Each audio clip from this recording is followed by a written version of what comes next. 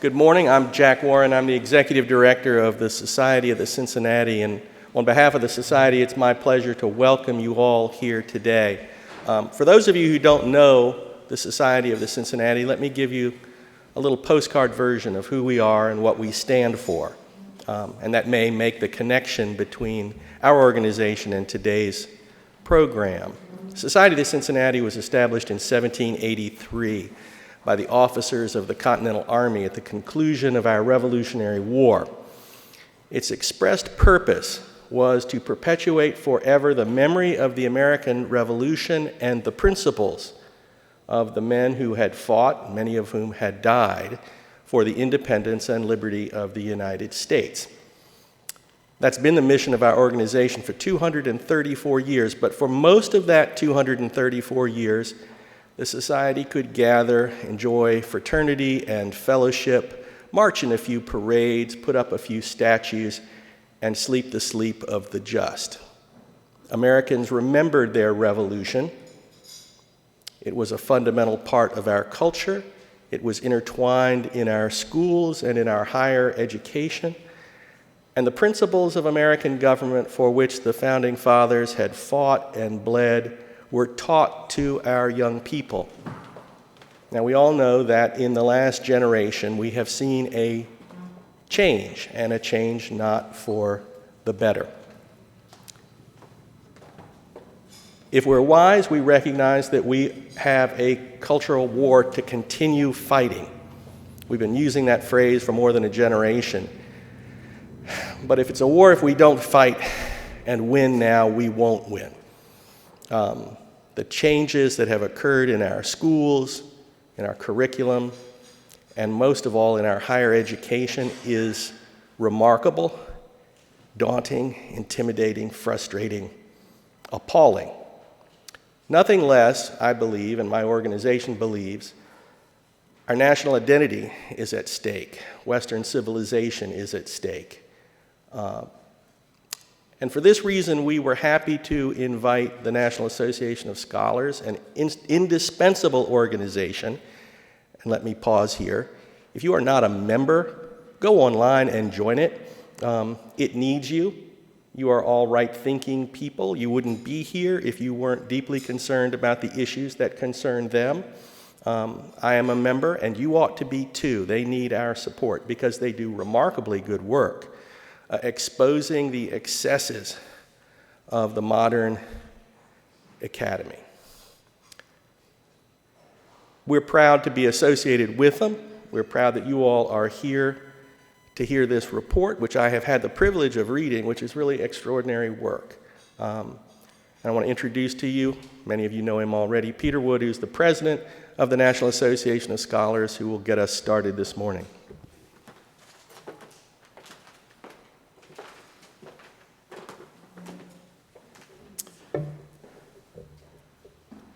Thank you. That prodigy of modern times, at once the wonder and blessing of the world, is the American Revolution. So said Daniel Webster in a speech he gave in 1815 at the laying of the cornerstone of the Bunker Hill Monument. Extracts of that speech turn up in one of the first textbooks specifically intended for American school children. In 1827, John Pierpont, teacher, lawyer, poet, merchant, minister, abolitionist, and grandfather of J.P. Morgan, published The National Reader. It's an anthology that borrowed from some popular British school books, but added many American pieces to serve what he called the common schools of the United States. By 1829, Pierpont's National Reader was adopted as the standard text for all of Boston's public grammar schools, and it was soon in widespread use, though perhaps more in New England than in the South. Pierpont's selections aimed at giving his young readers a taste for what we now call American exceptionalism. That prodigy of modern times, the American Revolution, is amply represented, but so are essays on the lives of John Adams and Thomas Jefferson. The Pilgrims are generously represented. But it might be worth observing in our time, which prides itself on its multicultural sensibility more than on claims to exceptionalism, that Pierpoint included Jefferson's account of the eloquence of Logan, a chief of the Mingo Indians. Of Native Americans in general, Jefferson extols the principles of their society, forbidding all compulsion and emphasizing duty, enterprise, personal influence, and persuasion. The National Reader plainly served as an introduction to what today we would call, or at least until very recently have called, civics. It offers instructions in who we were as a nation, how we differed from other nations, ancient and modern. It crystallizes our shared values, and it names our heroic aspirations. It identifies our national heroes, and along the way brings into focus some of the principles of our form of self-government. I single this book out not as a perfected example of civics instruction, but as an early foundation. It is, in a way, another cornerstone of the Bunker Hill Monument, the American school awakening to the need to teach what America is. This is a project, to put it mildly, that has seen better days. American exceptionalism is now more often reviled or mocked than it is extolled. The spirit of the American Revolution has been handed over to a class of what we might call professional exorcists who see it as a little bit demonic and certainly as more in need of replacement by new concepts. It treats the revolution as the trading of one set of white male elitist oppressors for a different set, and therefore not a big deal.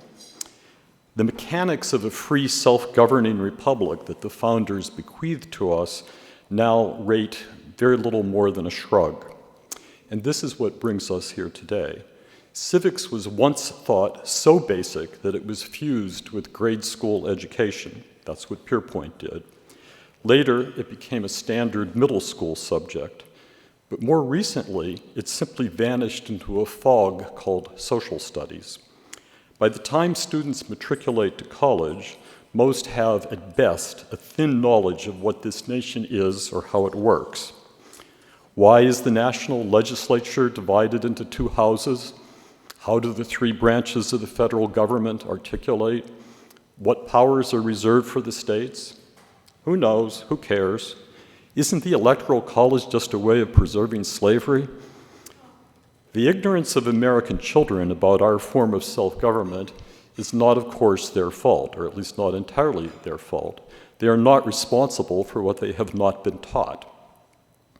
When these students do reach college, they have presumably an opportunity to repair the negligence of the schools they attended.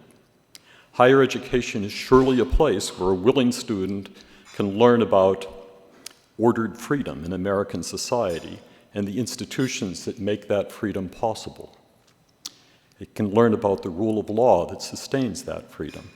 And all of this remains true. The student who somehow has discerned that he doesn't know these things and intuited that they really do matter can usually, with perseverance and luck, find a Professor Gandalf hidden in a small classroom under a stairway who will teach him these things. But left to his own, the student is unlikely to find Professor Gandalf. Instead, he will be drawn into an alternative world that at first glance looks a little bit like civics. It sounds like civics. It uses the word civics. People in it will talk about democracy, rights, freedom, and community. But it's not civics in the sense I've been talking about. It is the fruit of a different tree than the one planted by John Pierpoint. It is, as we've chosen to call it, the new civics. At the root of the new civics is disdain for America. Sometimes it is a hard and bitter disdain. More often it is a condescending, soft disdain. But it is always disdain, a rejection of the American past, a deconstruction of traditional American values, and a gaping incredulity that other people could be so gullible as to believe all that American exceptionalism stuff. I think we just got a display of that at the Emmy Awards, by the way. We are, in this view, just another nation, distinguished, if anything, by being worse than most other nations. Now, New Civics has an address. On most campuses, it is headquartered in the Dean of Students' empire of extracurricular activities, now elevated to the status of the co-curriculum, if you haven't heard that word. And as the old traditional civics sought to make citizens out of American youth, the New Civics seeks to make something else: activists, community organizers. Now, I will stop there on that theme. Speaking after me will be Dr. David Randall, the primary author of our study, Making Citizens. He will tell you about our 4-year research project culminating in this study that you have before you on the table. It is both national in scope and also anchored in the close examination of 4 large public universities in Colorado and Wyoming. David has a PhD in history from Rutgers University and is the author, among other things, of our 2016 report, The Disappearing Continent, a critique of the revised Advanced Placement European History examination. Before I call on Dr. Randall, let me express my gratitude to Jack Warren and the Society of the Cincinnati for hosting us today at the Anderson House. It would take a speech by Daniel Webster to convey just how much their generosity means to the NAS and to me. After David speaks, I will introduce separately our 2 guest speakers, John Fonte and Stanley Kurtz, who have extraordinarily pertinent expertise on this topic. And I would like to thank the Daniels Fund and the Anschutz Foundation, who provided major support for our research. And lastly, William Myers, the documentary photographer who has generously allowed to use one of his photos from his studies of American civics on the cover of our report. You'll find there pictures of the Statue of Liberty replicas from a Times Square souvenir shop. A last word on who we are. The National Association of Scholars, now in its 30th year, is a body of both academics and members of the educated public who are dedicated to intellectual freedom, disinterested scholarship, and excellence in American higher education. We uphold the standards of a liberal arts education that fosters a search for truth, and have from our beginning understood that a primary purpose of American higher education is the promotion of virtuous citizenship. Those of you who know us better know that we are never short of words. We do multi-year, in-depth studies that eventuate in book-length reports, and we do that in the spirit of trying to attain that elusive thing called intellectual authority. Before we speak, we want to know what we are talking about. We want to command the facts, and we want to understand both the history and the context. In an age of post-truth, fake news, narrative-driven reporting, our commitment to detailed research and carefully substantiated exposition is admittedly old-fashioned. My apologies to anyone who came here hoping for an MSNBC or a Drudge Report headline. What we have to offer is something else, but we think it's something that will stand the test of time and critical scrutiny. David?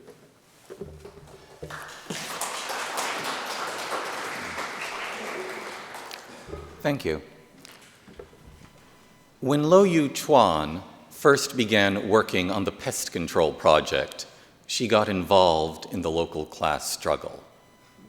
In 1972, Sun Yat-sen University sent Lo Yu Chuan away from Canton out to work on a rice farm in the countryside. Lo Yu Chuan was one of a generation of students forced out of the classroom during the Cultural Revolution in Mao's China. The government imposed something called Kaimen Banshui, open-door schooling, on this generation of college students. The government moved college students to factories and fields to be educated by workers and peasants. Open-door schooling explicitly tied together experiential education, learn by doing, and political education, learn to be a good communist.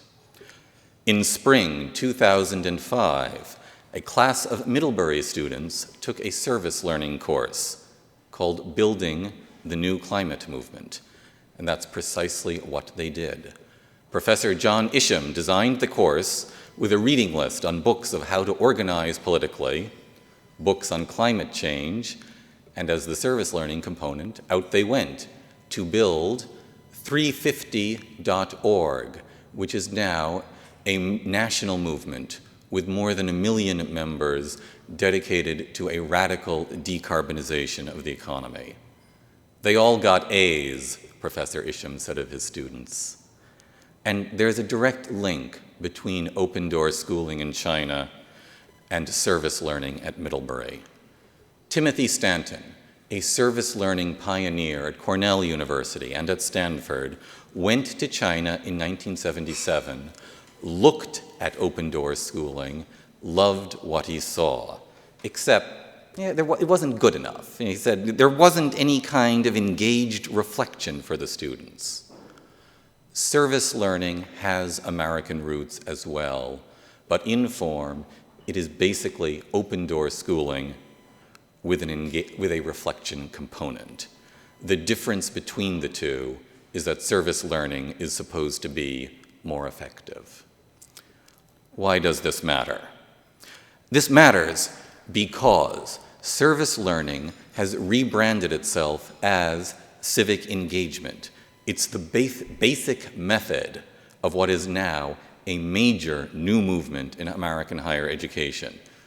We at the National Association of Scholars call this movement the New Civics. It's one of the most successful tactics used by the radical left activists of the 1960s in their campaign to use America's universities as a tool to revolutionize America. And when we say radical left activists, we mean people like the Marxist Harry Boyd, an old acquaintance of Barack Obama, who founded a national movement called Public Achievement.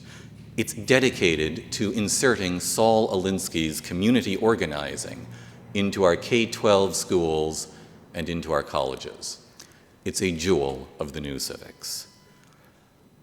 By pretending to be old-fashioned civics, the New Civics has captured an extraordinary amount of the university resources and student time that's supposed to be devoted to civics education. There are now 10,000 bureaucrats nationwide on every college campus devoted towards spreading this American version of political education. There are now diversions of $40 billion a year towards the New Civics, 150 million student hours a year devoted toward the New Civics. And all this is paid for, first, the taxpayers. The taxpayers are doing it by the subsidy of government loans to students. They're doing it by direct state subsidy of the public universities. Parents are paying for this by their tuition bills. Alumni are paying for this by their donations to their colleges. And it's not just in the universities. It's also now in the Department of Education. And this is how we first found out about this back in 2012. The Department of Education first commissioned a report called A Crucible Moment, then issued its own called Advancing Civic Learning. And together, these reports now govern federal education policy, which is now dedicated to advancing the New Civics. There's a great deal of language all through the regulations, but an important sentence. The department will encourage grantees and grant applicants to include civic learning and democratic engagement initiatives in federally funded education programs. So what does that mean? For example, in 2014, the University of Central Oklahoma applied for and received a $7.7 million grant to assess student learning. This is very important. If you're a university, you want to know if what you're doing is working well by your students, if it's preparing them for the workforce. You want to know if you're doing a good job. Part of this grant does the sort of things it's supposed to do. It assesses discipline knowledge, research, scholarly activity, and now service learning and civic engagement. Not only is this a direct diversion of part of the funds of the grant, it means that the University of Central Oklahoma now has to provide service learning and civic engagement and make sure that its students are progressing so that they can be assessed. A small grant can transform the entire education of a college.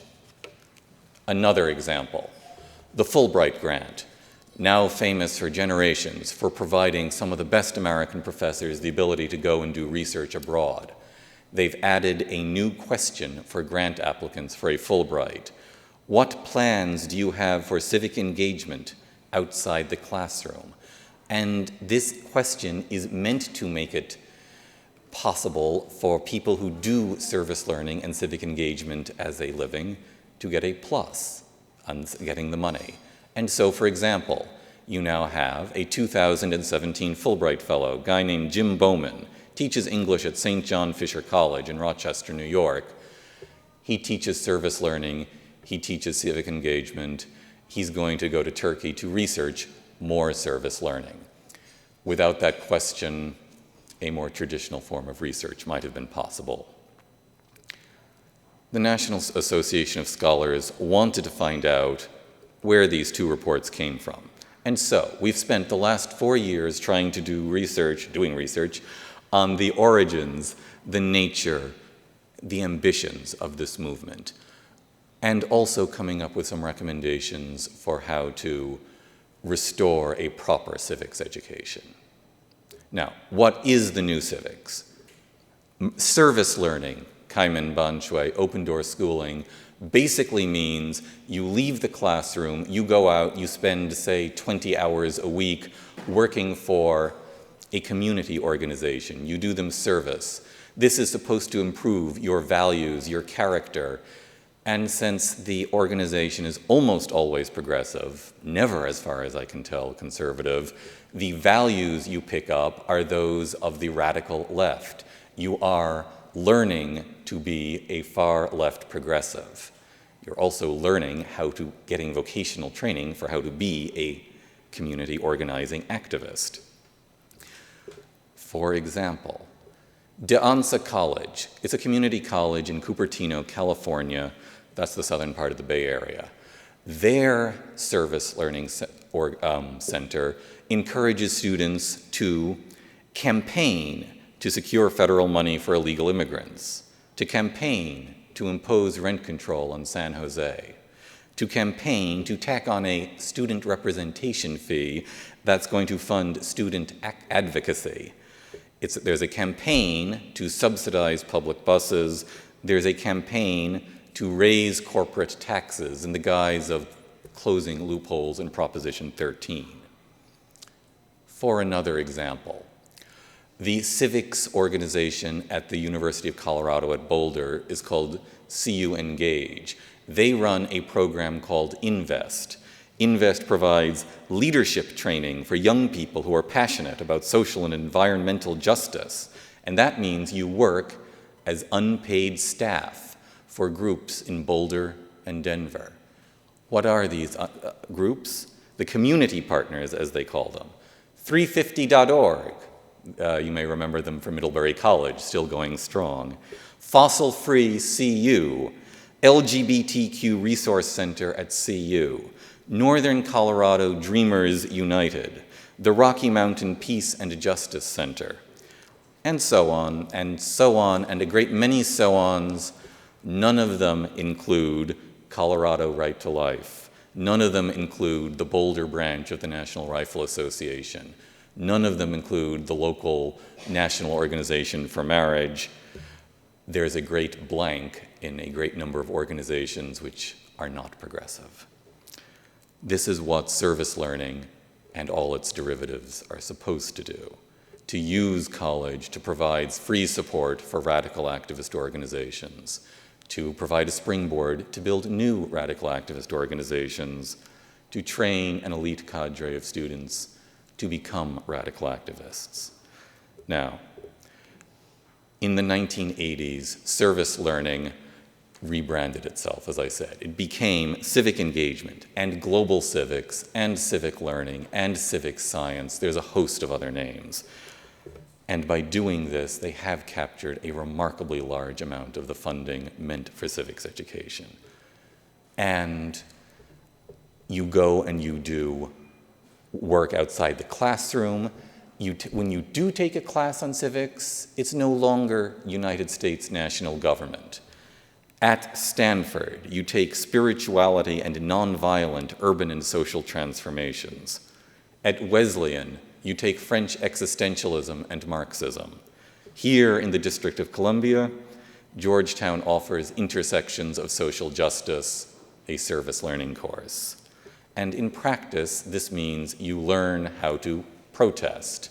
Some education school professors who are into civic engagement have a wonderful essay describing the University of Missouri protests from a year ago, November 2015. Campus unrest must be understood in the context of civic engagement.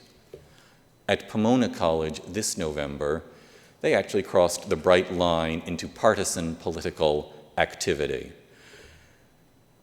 Their new civics center, the Draper Center for Community Partnership, funded travel to an anti-Trump rally. They paid for a bus. They offered to reimburse the students who missed the bus. They've been doing progressive advocacy with a fig leaf for so long, they forgot the fig leaf and they started doing stuff which is directly partisan and political.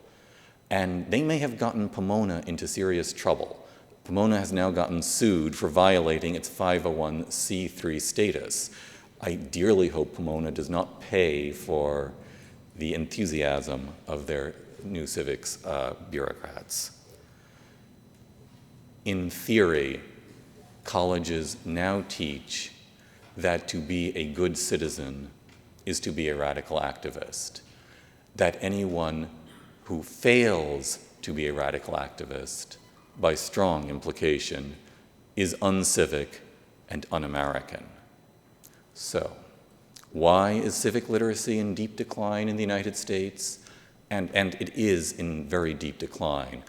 There are surveys by the American Council of Trustees and Alumni of college graduates, and they reveal a majority of college graduates don't know that senators serve 6-year terms.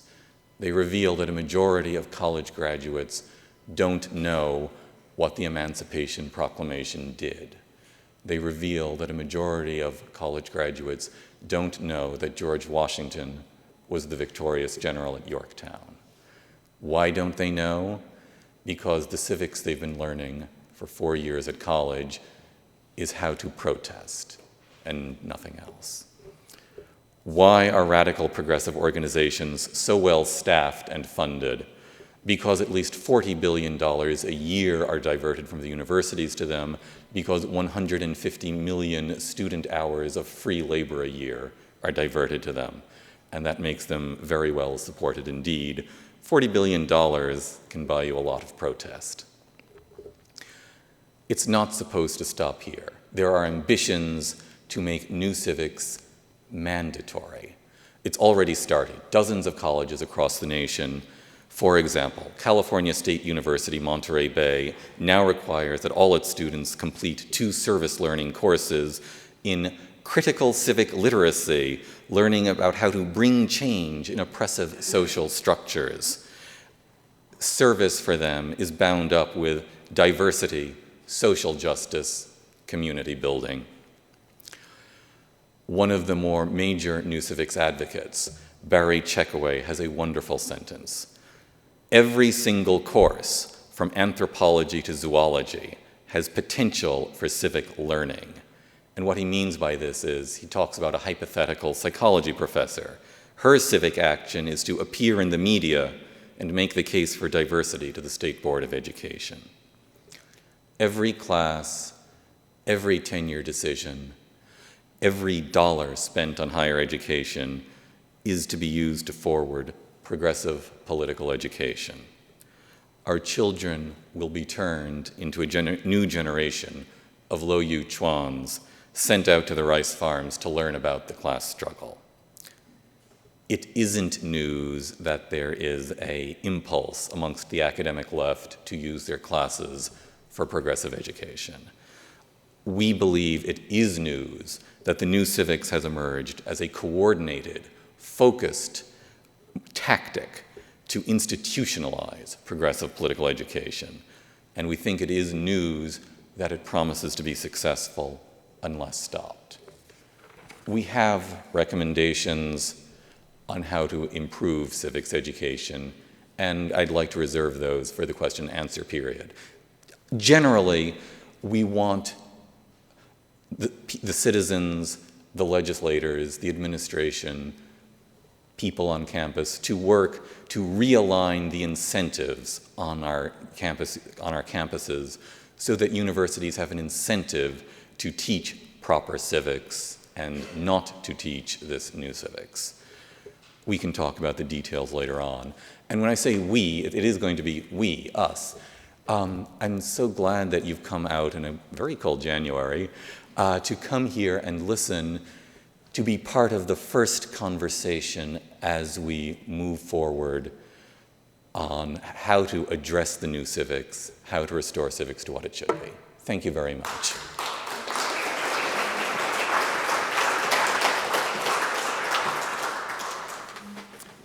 Thank you, David. It's my pleasure now to introduce our other two speakers, John Fonte and Stanley Kurtz. Both of them have written groundbreaking studies directly relevant to the subject at hand. Dr. Fonte's best-selling book, Sovereignty or Submission, Will Americans Rule Themselves or Be Ruled by Others, stands out as the best dissection of post-nationalism, global citizenship, yet written. The New Civics is all about displacing our national identity with allegiance to some kind of post-national will-o-wisp. Dr. Kurtz's prescient 2010 examination of Barack Obama's past, Radical in Chief, gave the world its first, and so far its best illumination of what the president's community organizing decades really entailed. Dr. Kurtz's careful disentangling of that personal history brought to light, among other things, the fascinating career of Harry Boyd, who is a central figure in the New Civics. Dr. Kurtz, Stanley, and I are old friends, and I've had the privilege over the years of seeing him emerge as one of the nation's most enterprising, original, and intrepid historical researchers. Dr. Fonte's essays on citizenship, history, civic education, assimilation, and other topics are to be found in virtually every opinion journal worth reading.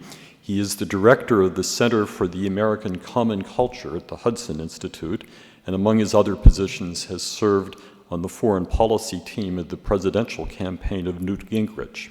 He is also co-editor of Education for America's Role in World Affairs, a textbook on civil and world affairs education widely used in college-level and graduate school teacher training programs.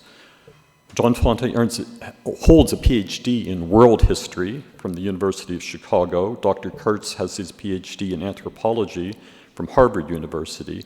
They will speak separately, and then I will moderate a conversation between them before we open the floor to questions. So.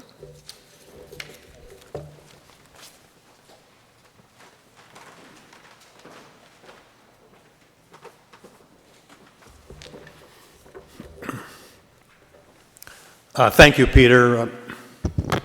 I commend the outstanding report, Making Citizens of the National Association of Scholars. The new NAS report is absolutely crucial to understanding the perversion of civic education. I'm going to talk first about the role of the federal government, of the Obama administration, in promoting the project, The Crucible Moment. Exactly 5 years ago, January the 10th, 2012, a White House conference released a major report, The Crucible Moment, Civic Learning and Democratic Engagement. The Obama administration's Department of Education funded a project to, quote, reinvent the way we prepare students to take responsibility for democracy. to put civic learning and democratic engagement at the center of education. Now, the Department of Education issued a contract to the Global Perspectives Institute and a subcontract to the Association of American Colleges and Universities to assess the state of education for democracy. The Global Perspectives Institute is, not surprisingly, interested in developing global citizens. The American Association of Colleges and Universities is a major higher education association that conducted national roundtables with 93 different organizations to participate in this discussion on the issues of the Crucible Project. They also wrote the report, or most of the report. Now let's examine some of the key points of the Crucible moment. Their core argument is that we need a new vision of civic learning. While knowledge of American history, government, and the Constitution is essential, it's no longer sufficient. We need to know the cultural and global context in which democracy operates. Quote, civic literacies cannot be garnered only by studying books, shades of John Dewey. Democratic knowledge and capability are honed through hands-on, face-to-face, active engagement about how to address common problems that affect the well-being of the nation and the world. Some of the major recommendations of the Crucible include the idea that, quote, embracing United States and global interdependence that includes historic and modern understanding of democratic values. Now, this report is presented in the introduction as a consensus, nonpartisan opinion. It quotes William Bennett's 1998 National Commission on Civic Renewal, when Bennett wrote, in a time that cries out for civic action, we're in danger of becoming a nation of spectators. Robert Putnam's famous Bowling Alone essay on the decline of American social capital is also quoted. Sandra Day O'Connor is quoted as saying, half the states no longer make civics a requirement to get out of high school, and that was the purpose of public schools to begin with. The report also quotes the Southern Poverty Law Center and at the same time the Intercollegiate Studies Institute, ISI, on the lack of civic knowledge. But this veneer of nonpartisanship is rather thin.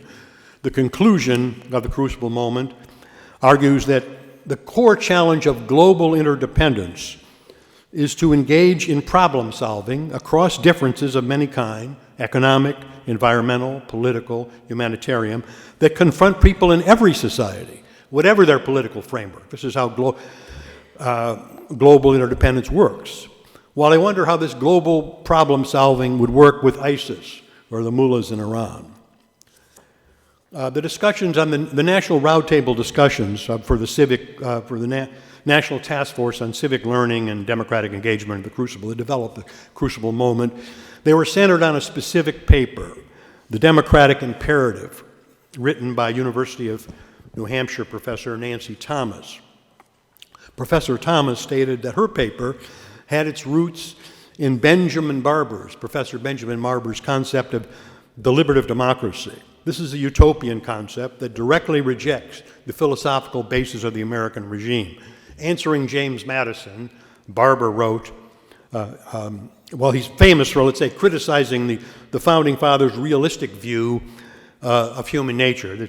This is his direct quote. Barber wrote, quote, Whig skeptics and their American imitators like James Madison asked too little of humanity, its better side, and surrendered too much to his worse side. This is a critique of Federalist 51. Also, Professor Thomas specifically thanks community organizer Harry Boyd, founder of Saul Alinsky-style group Public Achievement. We'll be hearing a lot more about Harry Boyd from our next speaker, my friend Stanley Kurtz. The Democratic Imperative paper states that diversity and civic education movements, these two movements should be linked. We must address structural and systemic racism and economic injustice. Students need to know the abuses of power in our constitutional systems. Students should understand the sources of current power disparities. They should know the history of the legacy of structural and systemic racism and economic injustice. They should study changing populations and the issues of sustainability in the United States and globally. Democracy is never complete. It is never fixed. It is always something that is evolving. Now, the word equality has pretty much disappeared in the new civics. I did a word search. It's hard to find. The word equality has been replaced by equity. So it's freedom, justice, and equity. Not equality, but equity. This equity suggests equality of results or equality of outcome. Also, students, according to this paper, and the Crucible moment, should understand the meaning of dialogue. Dialogue is used to, quote, change individual behavior and attitudes, to confront and address social injustice, to build networks, to change institutions such as governments and workplaces, and to change the way public policy decisions are made. Democratic dialogue might be viewed as a means to an end, an end to a more deliberative democracy. The Democratic Imperative paper also states that campuses must create safe spaces for study, dialogue, and collaborative action on pressing social, ethical, and political issues. They need to address persistent barriers of race, class, ability, and gender. They need to understand the difference between inclusive dialogue that is transformative and simple conversation. In a statement of principles at the end of the paper, they declare, we acknowledge the structural inequalities that exist both within higher education and society at large. Such inequalities undercut and threaten the fragile foundation of our democracy. Therefore, we challenge colleges and universities to question their own policies that reinforce inequalities of power, access, and opportunity. So what does one make of all this? The title of our panel is Losing the Republic, the Progressive Hijack of Civics Education. The Making Citizens report of the NAS provides details of what's happening in the academy. The civic engagement movement is not an educational project. It's a partisan project. It is not consensual or concerned with universal values, but with narrow and partisan concerns. It is value introduction through political education. It is the imposition of values created by a cadre of progressive intellectuals at odds with the traditional political, cultural, and moral framework of American constitutional democracy. Let's reflect upon some of these core concepts and the rhetoric of the advocates of civic engagement. These concepts are structural and systemic racism, power disparities, equity rather than equality, dialogue, not as a means of honestly exchanging viewpoints, but as a means to change behavior and attitudes for the political purpose of promoting deliberative democracy. Include the concepts of global citizenship and an adversarial view of multiculturalism. Diversity, not as the result of the interactions of a free society, but as an instrument of coercion and the promotion of identity politics. An emphasis on, quote, the persistent barriers of class, race, and gender. And I quote the Crucible Project, an emphasis on, quote, groups historically excluded from political and social majorities, women, people of color, and immigrants. Is this the language of Abraham Lincoln and Dwight Eisenhower, or the language of Karl Marx and Saul Alinsky? These concepts are weaponized, and their rhetoric, dialogue, inclusion, education for democracy, is camouflaged to obscure its meaning from the naive and the well-meaning. They are forms of semantic manipulation. They are weapons pitted against the traditional concepts of American civic education. Thus, equity is pitted against equality.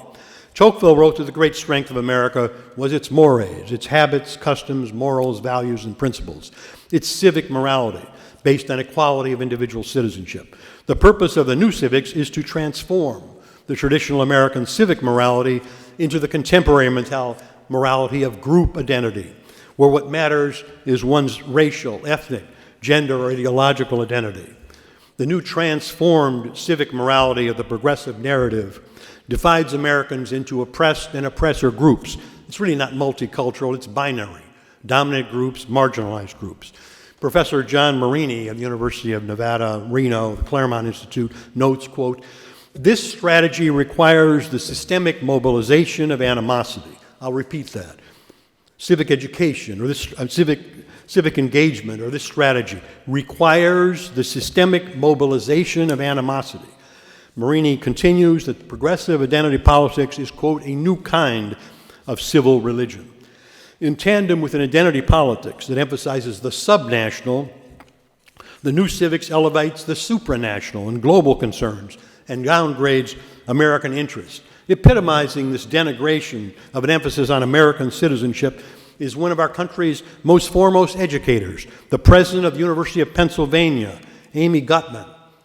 In 1994, Ms. Gutmann, then a professor at Princeton, described the idea, quote, that citizens in our society should learn that they are above all citizens of the United States as a repugnant position. This position, she says, is antithetical to democratic humanist education. She continues, quote, American schools must move beyond the morally misguided and politically dangerous idea of asking us to choose between being above all a citizen of our own society or above all a citizen of the world. We are above all none of the above. Our primary moral allegiance is to no community, such as the United States, but to justice, meaning social justice. Basing education, quote, on shared national values, Gutmann says, is abhorrent. This is the president of the University of Pennsylvania. Teaching national values, that is American values, would clearly be incompatible with a commitment to the teaching of democratic humanist values. Okay. So what is to be done? Well, New Civics needs to be demystified, shown for what it is, and the report of the National Association of Scholars pretty much does that. This is a partisan project, and it needs to be examined as such. Academics and the Obama administration and other promoters of the New Civics are not simply well-meaning educators. They have a political axe to grind. Now, the NAS is beginning to make the public case. They should look for alliances with like-minded organizations, organizational allies who would also be interested in doing this. But the key now, really, is working with the states and state legislatures. In our system, education is in the hands of the states. And a vast majority of people in the states now are more sympathetic to American civics than to the partisan New Civics. At this point in our history, 34 governors, a vast majority of state legislatures, over 4,000 state legislatures, the majority of the U.S. House, the majority of the U.S. Senate, and a new administration are more interested in saving the republic, not losing the republic. Also, the Department of Education, the Office of Civil Rights, Justice Department, these will be crucial in the coming months and years. This may be a once-in-a-lifetime opportunity to successfully confront the forces of progressive education. This is, I might even say, a crucible moment.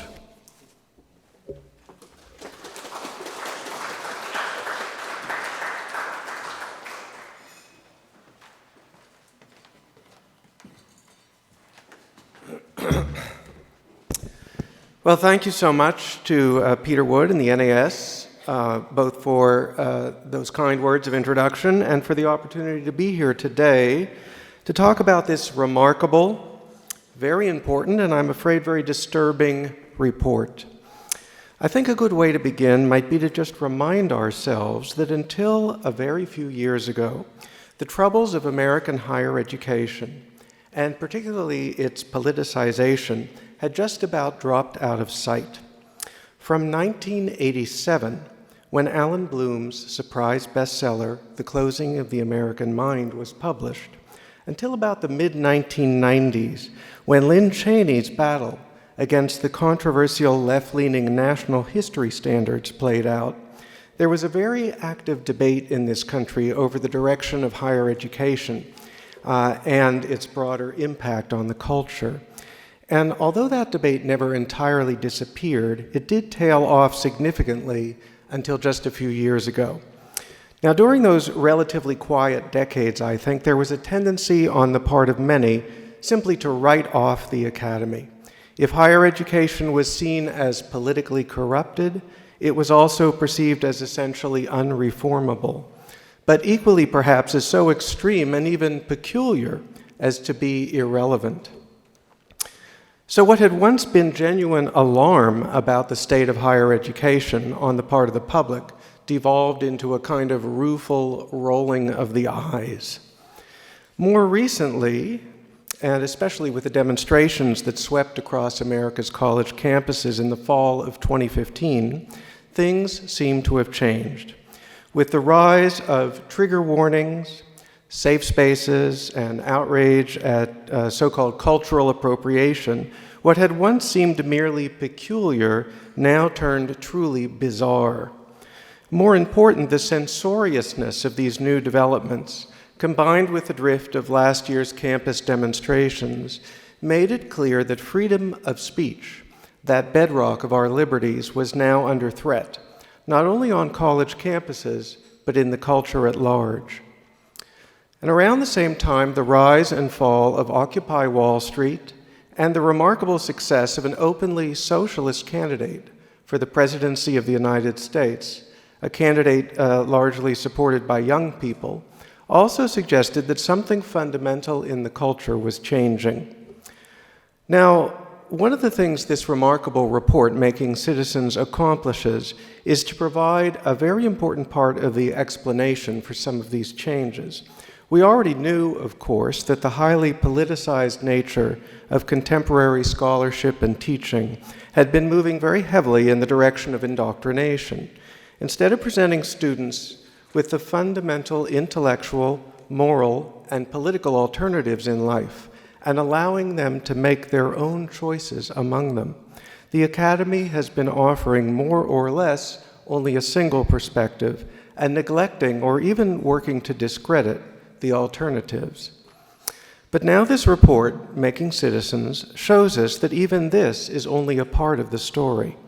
Not only has the intellectual content of college courses been politicized, but students are now being systematically recruited, I might even say drafted, into direct political activism on behalf of leftist causes by a large and growing bureaucratic apparatus on campus and off.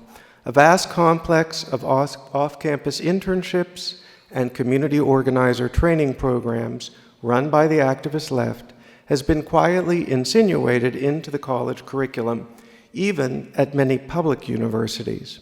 Somewhere upwards of a third of college students, and quite possibly substantially more than that, have now been drawn into these ideologically tilted, supposedly extracurricular activities, activities which are, in fact, being increasingly integrated into the college curriculum itself. Now, although these programs travel under anodyne-sounding names like service, learning, and civic engagement, they amount to the substitution of training courses for ideological activists for traditional civics education, and for what used to be the required general education curriculum. In short, the idea that our college campuses have become ideological training camps for political activists is no longer an only slightly exaggerated metaphor for what's happening in the academy. To a disturbing extent, it has become the literal truth. And if nothing is done to stop it, the conversion of our campuses into literal training camps for one-sided political activism will become the rule rather than the exception. Now, this new report, Making Citizens, exposes the already shockingly extensive and very well camouflaged integration of leftist political internships and training programs into the formal college curriculum, and it does that by way of some very deft digging. The report reviews the history and unearths the political motivation behind these training programs, cuts through the misleading vocabulary used to disguise their real intent, and exposes the extensive bureaucratic apparatus, both on campus and off, that supports and benefits from these activities. It's of particular interest that the entire scheme has been given a massive boost, as we've already heard, by the 2012 Obama administration-sponsored report, A Crucible Moment, College Learning and Democracy's Future. It's not too much to say that A Crucible Moment was the Obama administration's attempt to recruit the nation's college students to its program of fundamentally transforming America.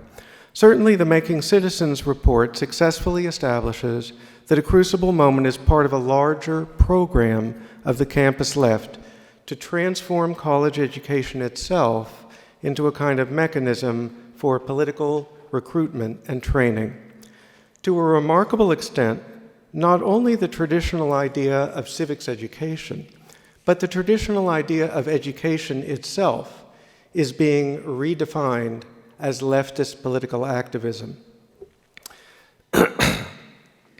Now, what I want to do in the remainder of my remarks today is to build on the Making Citizens report by exposing not only the political, but even the directly partisan intent of what this report calls the new civics. You see, building on the Making Citizens report, I've done a little digging of my own, digging that focuses on the role of the Obama administration in abetting this quiet but profound transformation in the nature of college education. While the Making Citizens report persuasively argues that the new civics is designed to train and produce leftist issue activists, the report stops just short of arguing that the intention of the new civics is to train a new generation of Democratic Party activists. But today I want to point to evidence that strongly suggests this is exactly what's going on. I have to be brief in these remarks, of course, but I hope to make this case at greater length in the near future. And exposing the partisan nature of the new civics movement is important, because understanding the partisan political intent behind this scheme makes it more likely that state legislatures will take steps to rein in these abuses at our public university systems. Now, it so happens that a man who might arguably be called one of the stars of the Making Citizens report is also a featured character in Radical in Chief, my political biography of President Obama. Harry Boyd is the leader and founder of an organization called Public Achievement. The so-called service learning internships and the programs of civic engagement described in the Making Citizens report are spread out along a spectrum of politicization. And because Harry Boyd's Public Achievement Group is fully informed by the radical community organizing techniques of Saul Alinsky, Boyd's movement is the most hard-edged of all the programs described in Making Citizens. So let me tell you a little something about Harry Boyd's history and about the Alinskyite techniques he draws upon. And while I will begin with the deep history of Alinskyite organizing and Harry Boyd's role in it, I'm going to move well beyond the background I described in Radical in Chief. Ultimately, I want to follow Boyd's activities up to the present, especially insofar as they intersect with the Obama White House. Before I begin, however, let me note that Boyd has tentatively agreed to offer a public response to the Making Citizens report. So I would advise you to withhold final judgment on both the NAS report and on my remarks today until you've had a chance to consider Boyd's response. Now, the best way to understand Harry Boyd's strategy for his public achievement movement is to go back to something Saul Alinsky said to describe his very first effort at community organizing in the 1930s. In a famous interview with Playboy magazine, Alinsky said the central lesson of his first effort at community organizing was this: to defeat your enemies, you have first got to seduce your allies. Well, Alinsky didn't actually say defeat your enemies. Being Alinsky, he used a four-letter word beginning with the letter F. And he said to blank your enemies, you first got to seduce your allies. Now, what exactly did Alinsky mean by that? Well, Alinsky's first organizing effort was designed to gain recognition from the meatpacking industry for what he himself described as a communist-dominated union. That union was opposed by local Catholic priests who were anti-communists. So Alinsky's strategy was to use the cover of his supposedly non-ideological community organization to trick these anti-communist priests into accepting the union. Well, the deception worked, and Alinsky's conclusion, to alter his language again just a bit, was to defeat your enemies, you first got to seduce your allies. In other words, community organizing seduces and deceives outside supporters by creating a false front that disguises its political goals. Now, in the 1960s, Harry Boyd was a member of the radical Students for a Democratic Society, the SDS. Boyd was a leading thinker in the SDS faction that rejected the violent tactics of the Weatherman terrorist group as counterproductive. After the SDS broke up, Boyd turned to Alinskyite community organizing as a slower but ultimately more productive way to capture the public imagination and to gradually turn the country in the direction of socialism.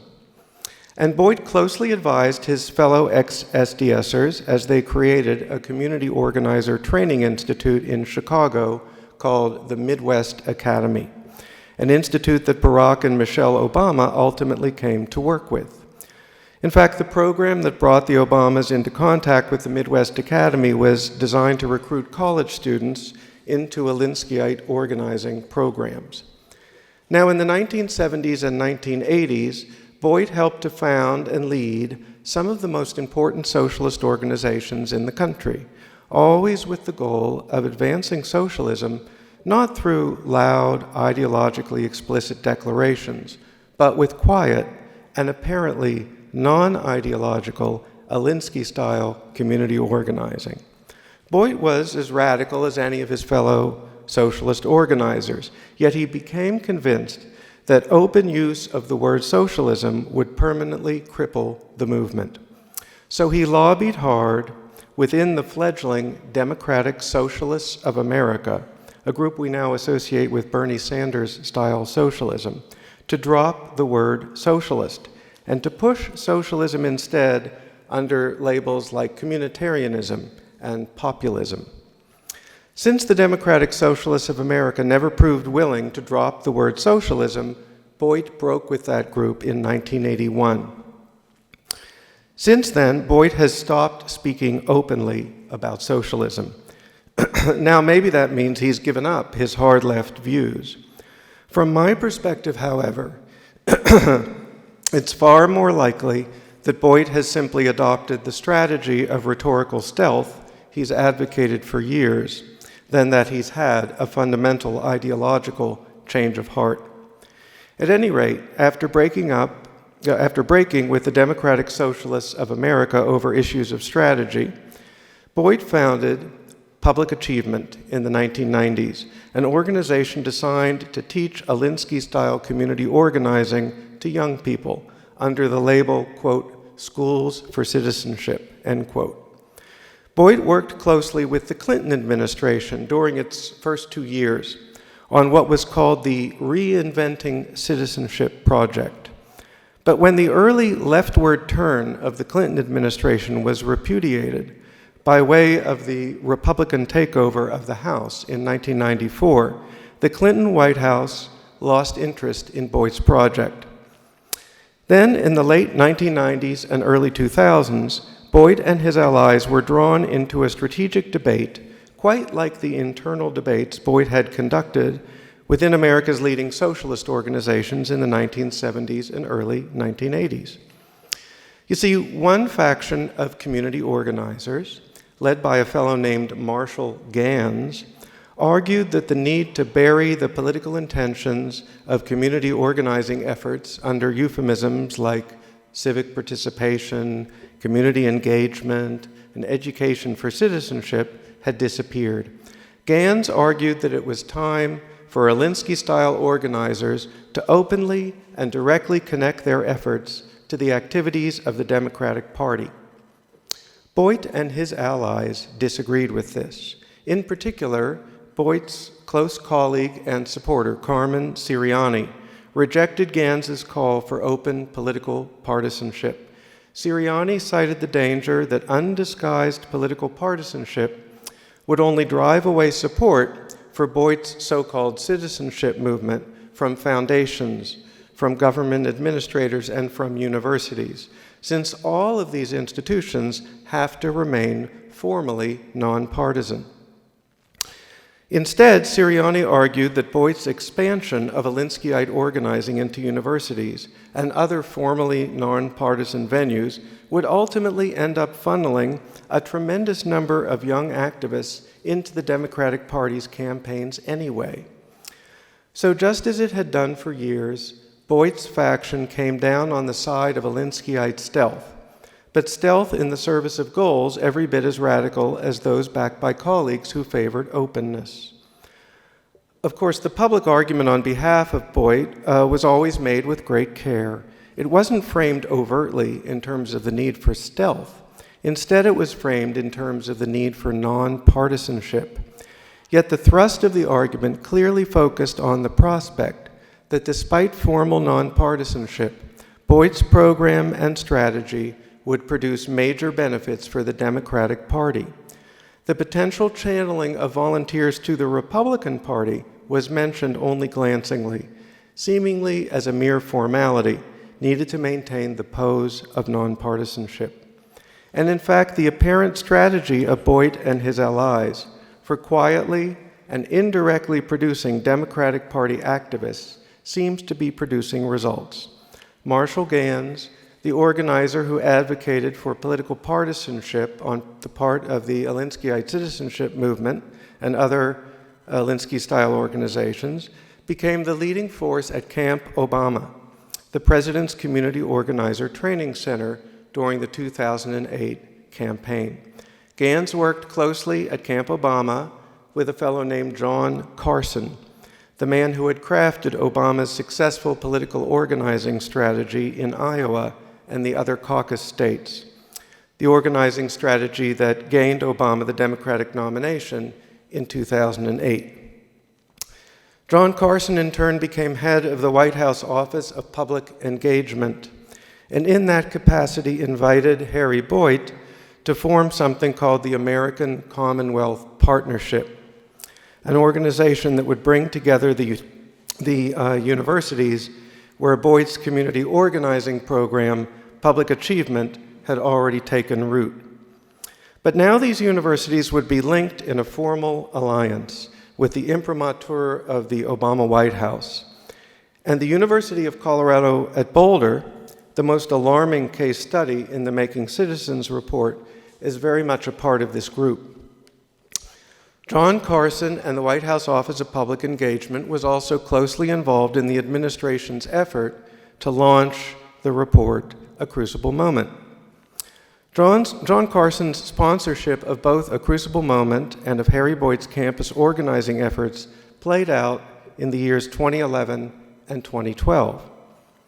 Now, just after President Obama's re-election in 2012, Carson left the White House to take over Organizing for Action, the community organizing group that was the successor organization of the 2012 Obama presidential campaign, a group dedicated to bringing pressure to bear on opponents of President Obama's political agenda.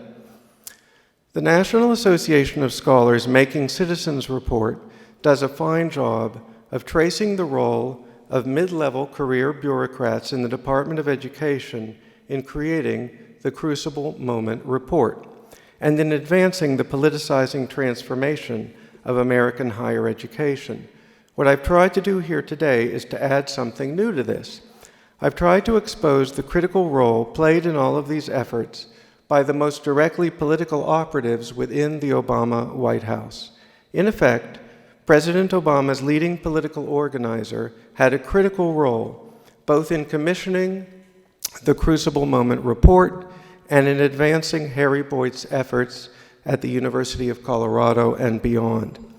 Then, just after orchestrating a transformation of American higher education, apparently designed to quietly and indirectly generate partisan political activists for the Democratic Party, John Carson left the White House and took over the key group of organizers backing President Obama's political agenda. So although the legal formalities of nonpartisanship may have been observed, it seems clear that the movement uncovered and described so tellingly in the Making Citizens report does something beyond even trying to turn America's colleges and universities into training camps for leftist activists.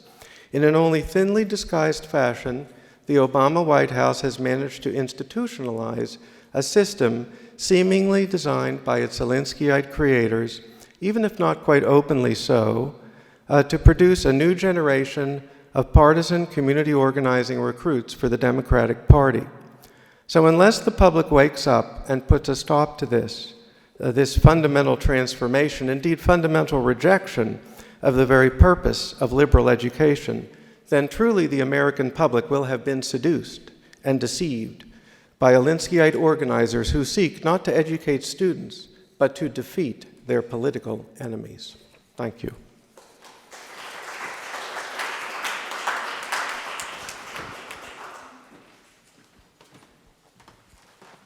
We have one microphone and 4 speakers. I think the way this works is I invite, we have a solution at hand. Wonderful. I got a note from a member of the audience politely chastising me for failing to introduce the speakers. I thought I did, but I'll do it again. This is David Randall, a doctorate in history from Rutgers University, who is the director of communications for the National Association of Scholars and the author, proud author of our enormous new report. John Fonte, who hangs his hat at the Hudson Institute, the author of many important books on this topic and a widely known essayist, and Stanley Kurtz, who is at the Ethics and Public Policy Institute and a kind of public intellectual who is also widely published. I am going to, in an effort to create some daylight between Stanley and John, try some characterization of their remarks. My view is that Stanley has depicted the new civics mainly in the role of an instrument of recruitment to the Democratic Party. And while John's view is not greatly separate from that, he's put much more emphasis on the new civics as an instrument of generating cultural conflict, that lovely phrase, the systematic mobilization of animosity that he quoted from one of the activists. The question that I would like to start with is, first of all, John, what do you make of Stanley's thesis? Well, I'm a great admirer of Stanley's writing and his work on Obama as a community organizer, and I'm in agreement with his, with his thesis. And he's emphasizing something slightly different. I guess I was emphasizing the general efforts of that the new civics is part of a sort of a broad, progressive narrative that really seeks the fundamental transformation of the United States. And I mean the fundamental transformation, what we call the American way of life. It's sort of the cultural, political basis of the nation. So I'm looking at sort of a broader, and he's zeroing in on this very important question of community organizing, which he's an expert on. May I add something? Please. The report includes a job ad for people who are interested in civic engagement to work for the Wyoming Democratic Party. There is evidence that it's having this effect, although we did not argue that particular intent. What you need to do is look at the job boards. Civic engagement is now a category when you're applying for a job, on all these, Indeed.com, Monster. Also, when the colleges provide, these are job possibilities. Search for civic engagement jobs, see how many of them are, in point of fact, with partisan political activity, and it will get you some extent of the overlap. So we know where to go to do the research.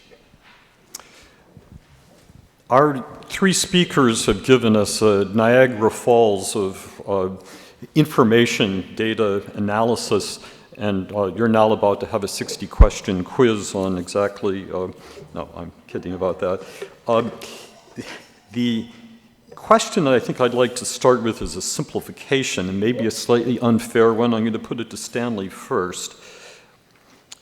If you were to give just the facts of civics, what do you think are the most important facts that Americans should know about our system of government?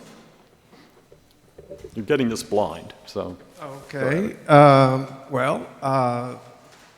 I guess I would go with the Constitution. I think focusing on the Constitution as a framework for a civics class would be the way to go.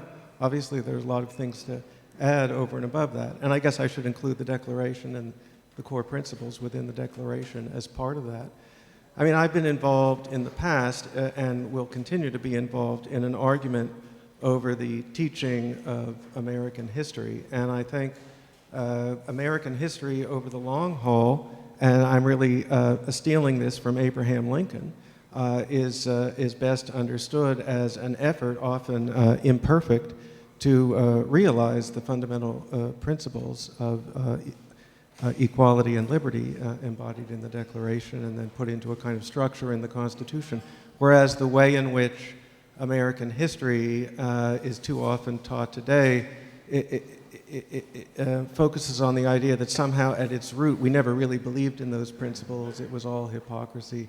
It was all a lie, and it can't be taken seriously. So I would start with the founding and the core principles and understand American history as a very imperfect movement in fits and starts, but ultimately a positive movement to enact and take those founding principles seriously. Same question to John. Yes, building on that, I would suggest that the American experiment, American self-government, was based upon a realistic examination of human nature, that man is both, has good qualities and bad qualities. And this is certainly explicit in the writings of the Federalist Papers more than anything else, the writings of Madison and Hamilton, particularly in the Federalist Papers. And in this sense, the American Revolution and the American founding are at odds with another wing of the Enlightenment, the French Revolution, in which did not build on the realistic characteristics of man, but looked to it was utopian. It believed that man could be molded, that human nature was malleable and changeable. That was the core of the French Revolution, which is in direct opposite to the American Revolution. And the link to the new civics people, I mentioned Professor Benjamin Barber, and the idea of deliberative democracy. This is more an example and an advocacy of a French Revolution style view that human nature is malleable, as opposed to the American Revolution and the American founding of the Federalist Paper, that human nature is fixed and not malleable, although institutions can be improved over time, but the basic nature of man, the basic nature of human beings is not malleable, is not changeable. No, you hold. Civics education is clearly about learning a lot more than just facts. It informs historical consciousness, shared values, a sense of how we work together, a feeling for controversy, a spirit of we're all in this together. There's a quotation from the British novelist E.M. Forster that's much beloved by the left, which is something like, I'm not getting this verbatim, if I had to choose between betraying my country and betraying my friend, I would hope I would have the courage to betray my country. Would you like to reply to E.M. Forster? Elia Kazan's On the Waterfront is the best response to that. Sometimes there's great evil in sticking with your friends, and there's great good. On the Waterfront, I mean, you shouldn't be callous about this, and On the Waterfront shows you what an agony it is. It's not all... Is this on? Excuse me. Could you not hear me? Elia Kazan, On the Waterfront, great movie.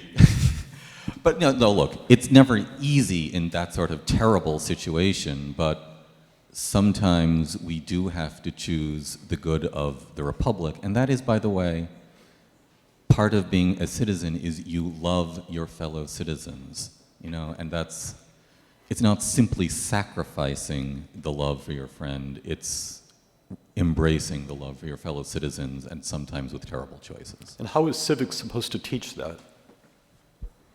It's supposed to teach us, I would say, I concentrate on the history. It's not just the principles, it's what the people did, what they chose to do. It is ordinary people, special people, the leaders, every one of them makes their choices. If you're a revolutionary soldier, you have to go out and decide, I'm going to leave the harvest this summer, and I'm going to hope that my wife and children can make that harvest. I'm making a sacrifice of my family to help make a better country. It's not an easy choice, but learning about that person is part of what lets you figure out how to make your own choices now. Well, I think E.M. Forster, we don't want to talk too much about E.M. Forster, but his friends, I think, were basically communists or subversive, were against the British system, British way of life, the British system of government. And so, in other words, this was a 20th century ideological discussion in which, during the 20th century, we saw the ideas, really, of the earlier French Revolution come to life in Marxism, in the Soviet Union, in China, to extent in Nazi Germany, a different type of totalitarianism. And now, in the 21st century, the large totalitarian movements are gone, but we have a very divided country, as you know. And progressivism has adopted many of the principles and concepts and rhetoric of the radicalism of the French Revolution and a form of cultural Marxism. The whole idea of group identity, that you divide people into an ascribed group, a group that you're born into, whether it's gender or race or ethnicity, is in essentially a cultural Marxist idea directly. It comes from the Marxist Frankfurt School. It comes from Antonio Gramsci, who was the founder of the Italian Communist Party, and has come across the ocean to the United States and is still very much alive in the 21st century. Those of us who speak with some approbation about traditional civics and extolling the value of some kind of tempered patriotism are frequently met with the accusation that we are jingoist, that we are in favor of imperialism and all the horrible things that come out of that. There is a well-developed rhetoric on the left that pushes back against the traditional civics. It's not simply ignored, it's anathemized. And we are now in a moment where there is a national conversation that pushes back in the other direction, using the word greatness. President-elect Trump talks about making America great again. The academic left talks about America as one of the worst things that ever happened. I think I'm going to put this in the form of a question to Stanley. What is greatness, and is it part of civics? Well, I hate to be repetitive here, but I'll go back again to the principles of the founding, because I think that's what differentiates the idea of American exceptionalism from a crude nationalism. And this is something John has written. Oh, yes, sorry.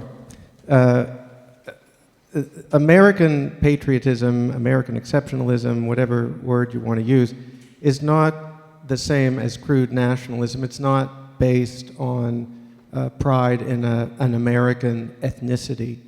It's not like the nationalisms of Europe. It's based on a love for and a desire to protect the principles of the founding, which are ultimately universal democratic principles, the kind of principles that allowed us to assimilate immigrants from a wide variety of locations and ethnic and religious backgrounds, because they can all join in embracing what used to be called the American Creed, these principles of liberty and equality that are affirmed in the Declaration and then built into a brilliant system in the Constitution. So American patriotism is not a crude nationalism, and that, by the way, is a reason why traditional civics has included Western civilization and not just American history. And it's interesting because in Europe, they tend not to teach Western civilization or even general European history. They tend to teach only history about their own country. But Americans in traditional civics taught Western civilization with a special focus on the development of the idea of liberty, from the classical period through Europe. So you would read about Hobbes and Locke and the Magna Carta and whatnot. And that was all thought to be part of our heritage, because our heritage lies in the principles of the founding, not in some kind of crude ethnic nationalism.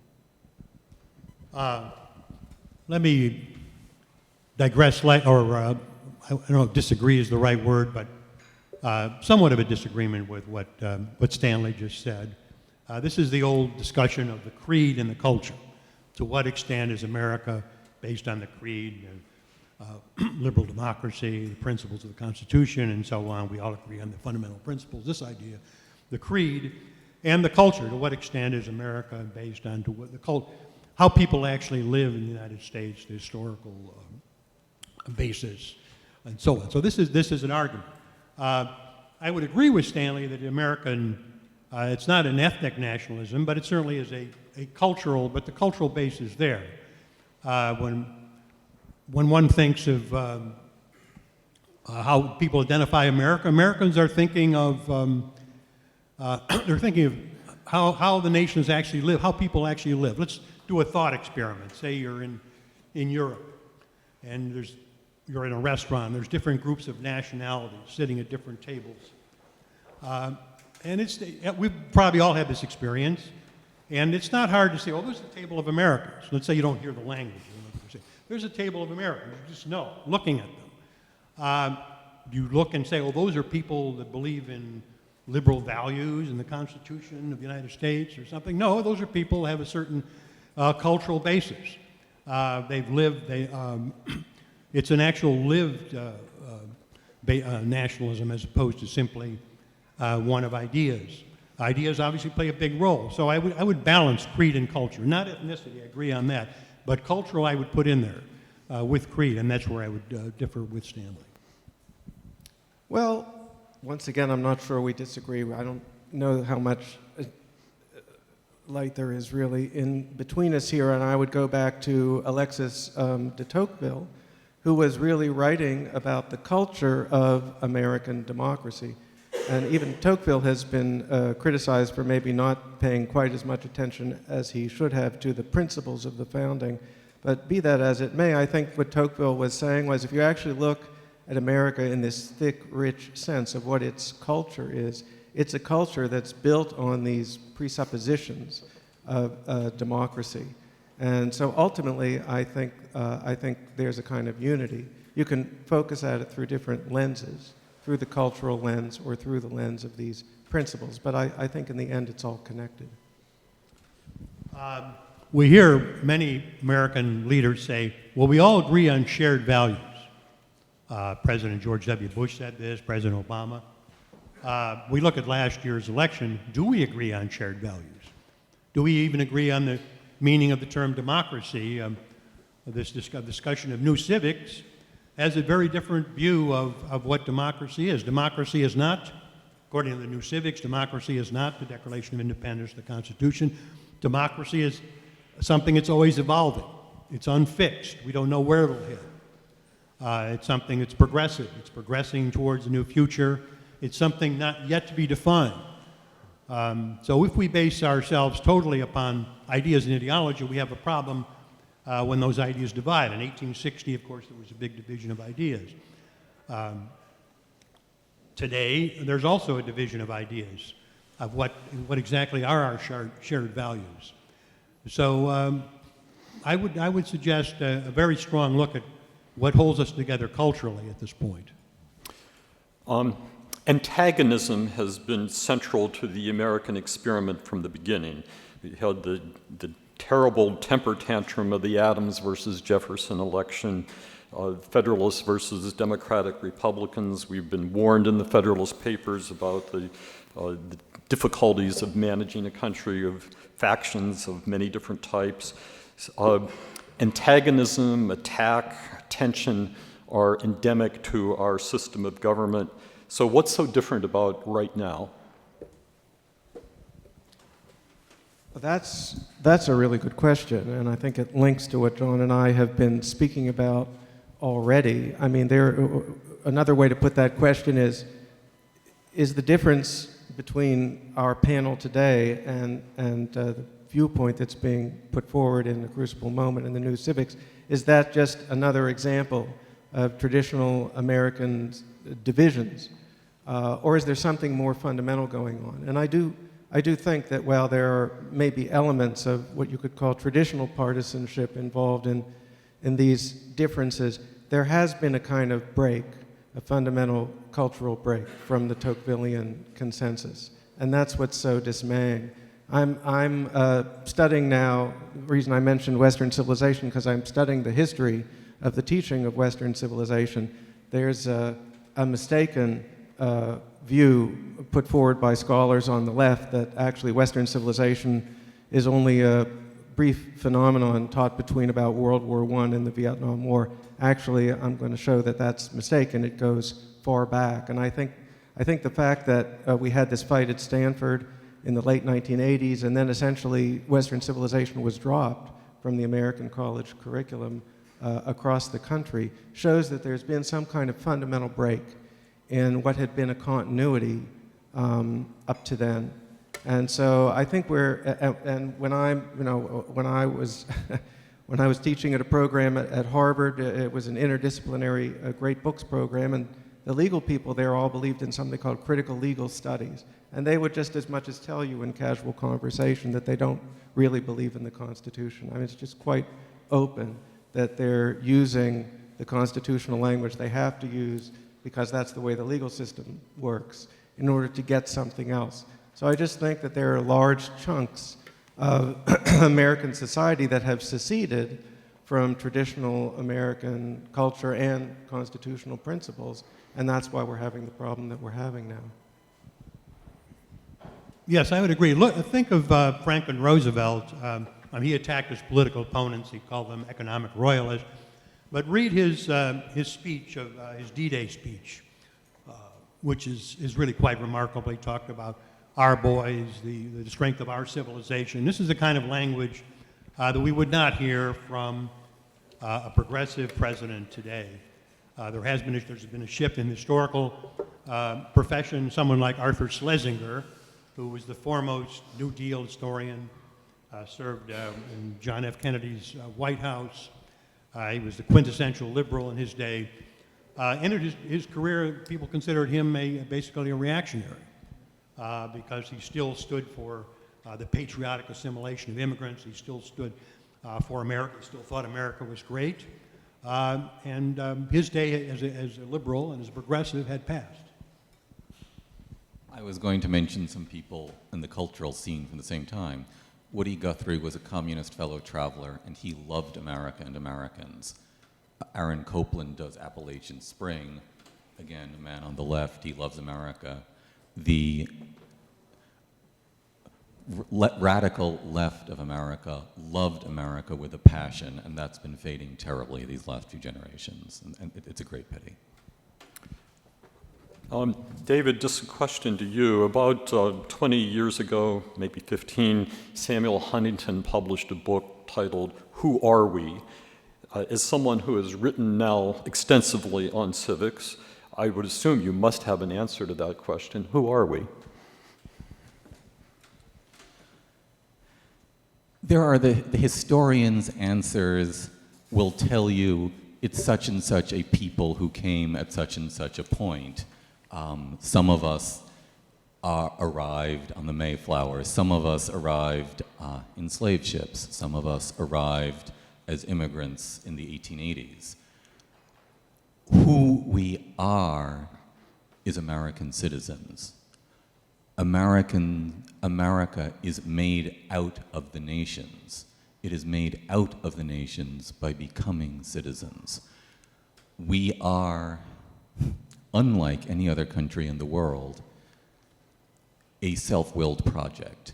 And it's not that can't be turned into anything, but what we are is our relationships to one another in the Constitution, in the law, and in all the culture that builds up around it.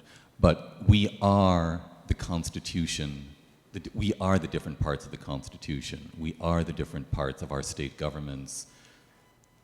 if we aren't those, we dissolve back into whatever we were before we became Americans. I just have one last question that I'm going to put to John and Stanley. Both of you are invited today because you're already experts on this topic, and your expertise has been amply demonstrated by your command of a lot of very important detail. That said, what did you learn from our report that you didn't already know?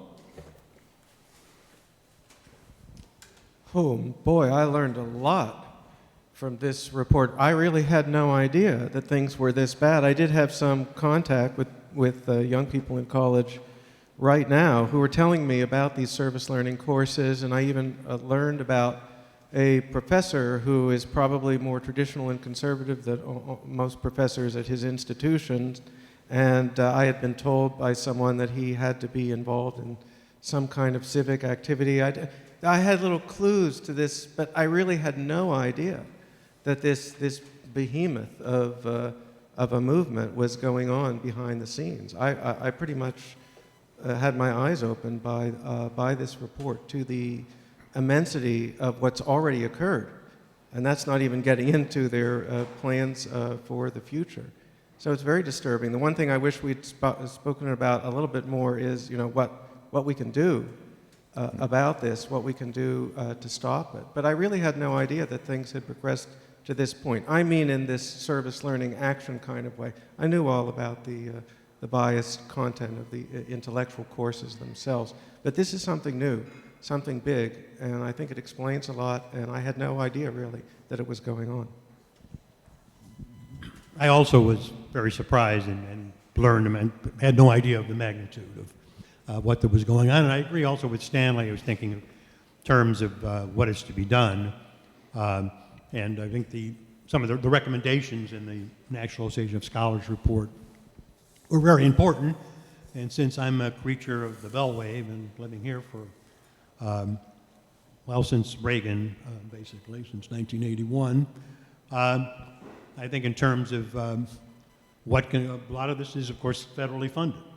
And there is a Congress that funds these things. So these issues should actually become front and center when the majority party now talks about what are the most important issues. They think in terms of tax cuts or budget issues, but funding a cultural revolution, which is essentially what's going on, should also take precedence and could also be part of the Speaker's, the House's agenda. But this always seems to fall off the radar during times when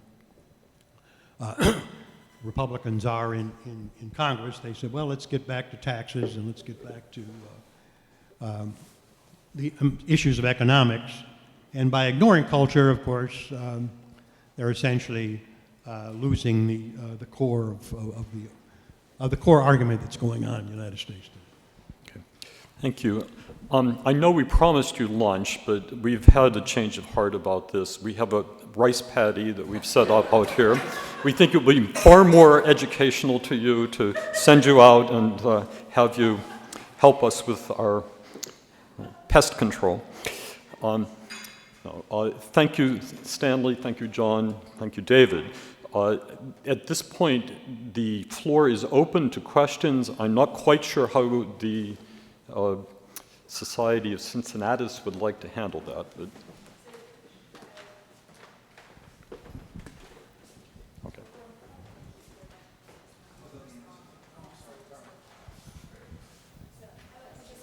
All right, well, we have a volunteer right here. Okay, so raise hands, please, in the front. Yeah, this is two independent comments. First, the United States of America is the only country in the whole world which is based on rational principles that all men are created equal, that they are endowed by their Creator with certain unalienable rights, the rights to life, liberty, and the pursuit of happiness. Anywhere else in the world to be is, I call tribal. If you're English, you're English, because you're English, and if you're French because you're living in France. But the United States is the only place in the whole world where anybody can become an American. And I think I was agreeing with somebody on that point. The other is quite independent. You can see what my political views are on Mr. Barack Obama, who goes around the world apologizing for the United States. He went on an apology tour. Did you know that the United States has done terrible things, like fighting the Nazis in World War II? Did you know that? And by the way, the Nazis, Mr. Hitler was a socialist. It's National Socialism. And and that includes, founded by Benito Mussolini. But oh, we were terrible. And we were terrible to fight Japan in World War II. Oh my goodness gracious. We have to apologize that the United States of America, the only country in the world that has done this, gave money to reconstruct the war-torn countries of Europe with the Marshall Plan. Okay. Anyway, that's a comment about our ignoramus, let me say, ignoramus president. Okay, that's my comment. So other questions for the panel? Let's go in the back there on the right.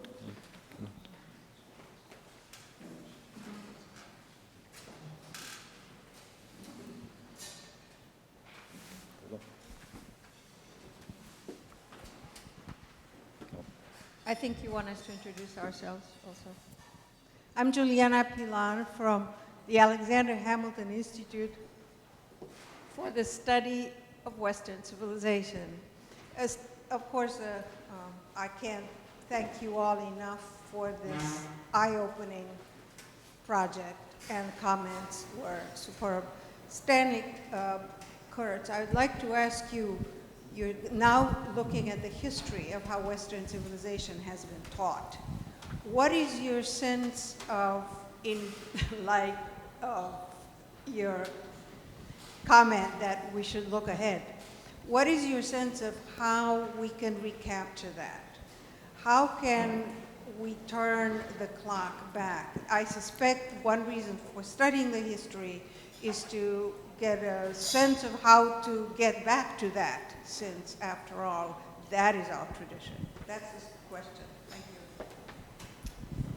Well, I don't have any magical answers. One thing I want to do, again, it's narrow in and of itself, but I want to explode this myth. There is a remarkable myth, and most people haven't heard of this, but I tell you, among American historians, it is extraordinarily well known and popular. Just the other day, one famous historian named Lynn Hunt had a piece in Time magazine making the same comment. They argued that Western civilization was invented during World War I. Okay? Western civilization didn't originate in Periclean Athens or in ancient Israel, but was created, in this view, by something called the Student Army Training Corps, which was a class that was given to college students during World War I, teaching them the history of Western civilization so they would go and fight in World War I. And after this, Western civilization courses spread across the country. And so in the academy, this is part of a widespread deconstructive technique to take a seemingly ancient tradition and then connect it to some so-called power interest in the present and show that the tradition itself is bogus. So looking into this, I found out that this debunking itself ought to be debunked. It's just completely false. And I think little debunkings of the debunkers can help. But ultimately, I think the country has to learn that it needs to make a choice between the method that worked. And you see, the reason Western civilization has fallen out of favor is because of this fear that as immigrants come from outside of Europe, they will somehow be insulted by or shortchanged by a course in Western civilization which focuses on Europe. Again, I think that's a mistake because ultimately the course is about these principles, these universal human principles, which are our best technique for uniting people who come from different cultures and traditions. And I saw today in the, I think it was the New York Times, either that or the Post, a long and detailed story about the Women's March. There's a big Women's March the day after the inauguration to protest the inauguration of Trump. But the march itself has fallen into a kind of chaos because the women have started to divide along lines of race and ethnicity. And originally the predominantly white women who organized the march are being attacked by African American women and by Muslim women and by Hispanic women, and they're all saying, no, you should pay more attention to me, and some of them are saying, well, now I'm not even going to come to the march anymore. And I think this is what happens when you stress the multiculturalism, which was the philosophy that kicked out the Western civilization, was that everyone falls at cross purposes like this. And so I think you really sell Western civilization as the best way to overcome all of those problems. Next to the... Hi, Ken Masugi. I'd like to get Stanley and John into a rapping contest here. How would you use the great popularity of the musical Hamilton? Is this a multicultural attack on political correctness, or is this an affirmation of all the worst tendencies in American political culture? Any other Hamilton-related people can respond as well. Could you please wrap that question for us? I don't know. I haven't seen it. I would love to see Hamilton, and I haven't seen it. I've certainly read about it fairly extensively, and what I've read at first led me to be very encouraged and to think, hey, this is great. This is exactly what we need. This is the picking up on the principles of the founding, but going beyond the ethnic boundary lines. So my initial reaction and my tendency is to think it was fine. But then I noticed that when the Hamilton cast attacked Pence, they seemed to say there was something about Hamilton itself which would show how terribly wrong Pence was, or something to that effect. And that made me wonder how they understood the Hamilton. But my still gut feeling is to be optimistic about Hamilton and to think it's a move in the right direction. But I guess I have to withhold final judgment until I actually see it. I also haven't seen it. It's a little pricey at this point. So I do understand the interest here is, Ken, we have a mutual friend, I guess, who's going to be writing an analysis of the play and just sort of the question you raised. And my initial reaction was also similar to Stanley's. Well, this is a good idea. People are learning something about Hamilton, and perhaps go to the book by Chernoff was an excellent book. So if people actually said, well, let's go back to the book and read the biography of Hamilton, that would be great. On the other hand, if it's not tied to historical Hamilton, and if it's not tied to some understanding of the Constitution, then that might be an issue. And if someone who saw the place had told me, well, Hamilton is sort of like, he's Barack Obama in the sense that he's a sort of progressive political figure. So that's another interesting way of looking at it. So again, I'd have to see it, but it could have some positive spin-offs if people are brought back to the reading about Hamilton, reading about the Federalist Papers. And if you read about the Federalist Papers, you know that, say, the foundation of America was built on a realistic view of human nature, and that is not what other democracies and other republics from the 18th century to the present day are built upon.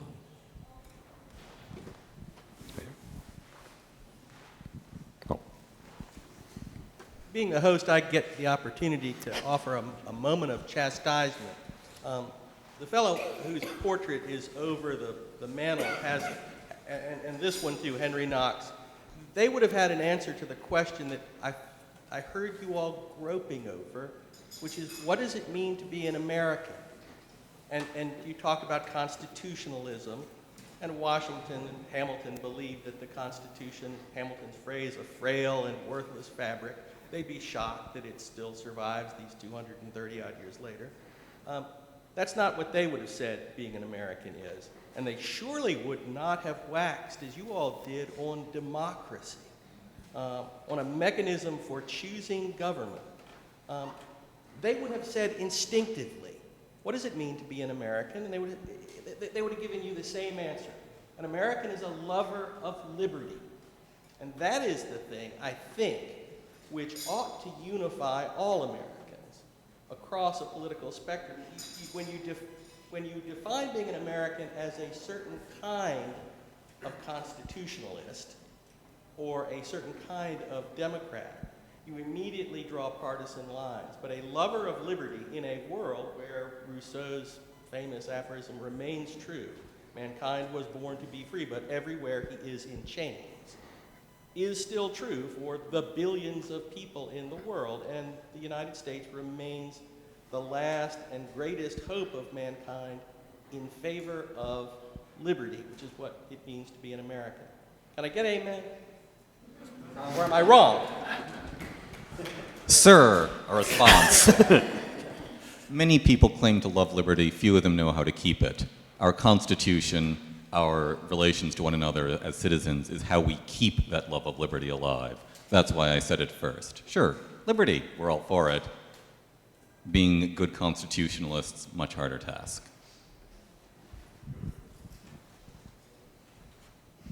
Okay. This gentleman here. Oh, in front of you. Yeah. Jason Ross, Institute for Humane Studies.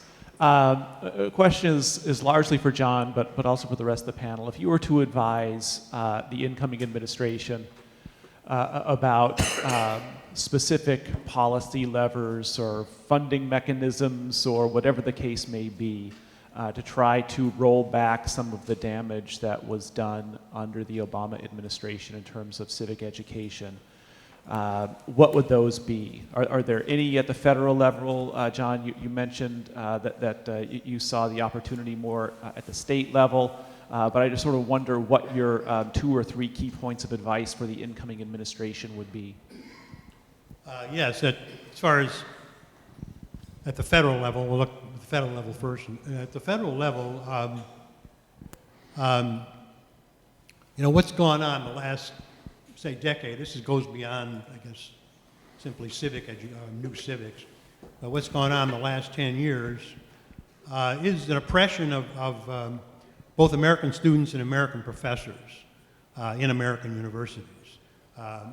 This is in both the areas of free speech and in due process rights. And this was aided and abetted by the Department of Education under the Obama administration and the Department of Justice, which took certain actual laws and revised them and changed them, the laws dealing with free speech, with Title IX, with sexual harassment, and so on. There's an opportunity now, either both the Department of Education and the Board of Justice can look to actual Supreme Court decisions. The Monroe decision, for example, defines harassment as serious harassment, not simply one encounter or one remark. So they can look to Supreme Court decisions. They can rewrite a lot of the Dear Colleague letters that have been sent out by the Obama administration. They could change a lot of the directives. This can be done at the cabinet level. Obviously, overturning many executive orders would also be. So there's nothing to prevent, let's say, the Office of Civil Rights within the Department of Education to actually defend the civil rights of American college students and American professors. That is, if governments were constituted among men to protect rights, this is one of those rights that should be protected. The federal government could reverse, I think, the assaults on free speech and the assaults on due process rights. That's something the federal government could do.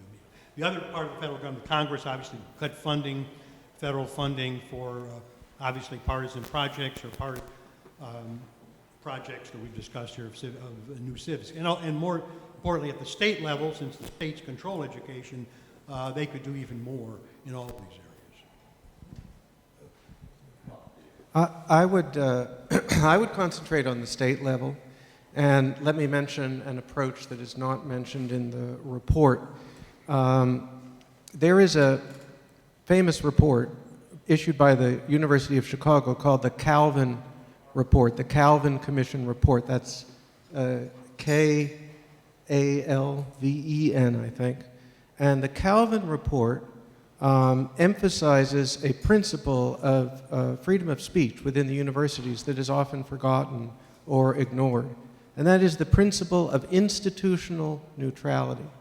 The idea of the Calvin Report is that the precondition for the ability of a faculty member or a student to take a strong political stand is that the institution itself remain neutral.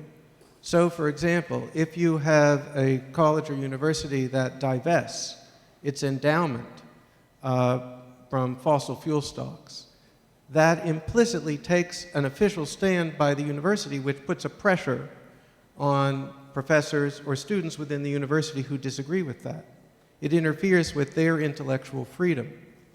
And so institutional neutrality is a critical principle and too often ignored. Now, these case studies that we had were of state university systems. These state universities are public, and they're being funded by people of widely diverse political views.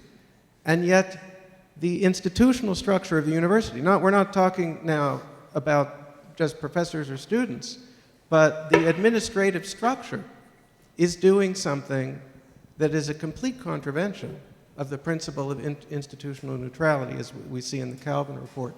So I think using that as a principle, and rightly so, you could maybe have legislation that says we can't have administrators acting in this way. You might try to ensure that internships be strictly voluntary and not be a required part of any course. You might have to have a carve-out for certain professional schools, like a pharmacy school or something like that. But I think you want to make, the report already emphasizes making these courses voluntary. They're supposed to be voluntarism, but in reality they're becoming increasingly forced.